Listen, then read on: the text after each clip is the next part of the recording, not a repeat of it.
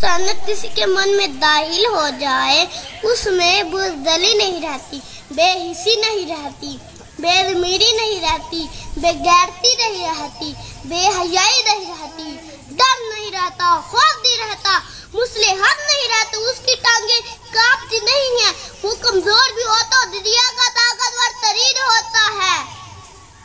क्योंकि उसकी ताकत अपने से नहीं होती, क्योंकि उसकी ताकत हुसैन से है। हर दौर के जीत बहुत है, हुसैन हमेशा एक है, इसलिए एक है। हुसैन कद्दार का नाम है, हुसैन जिहाद का नाम है, हुसैन सब्र का नाम है, हुसैन अमानत का नाम है, हुसैन दयानत का नाम है,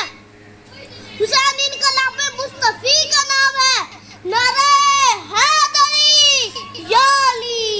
नारे हैदरी या अली, हुसैनियत जिंदाबाद, यजीद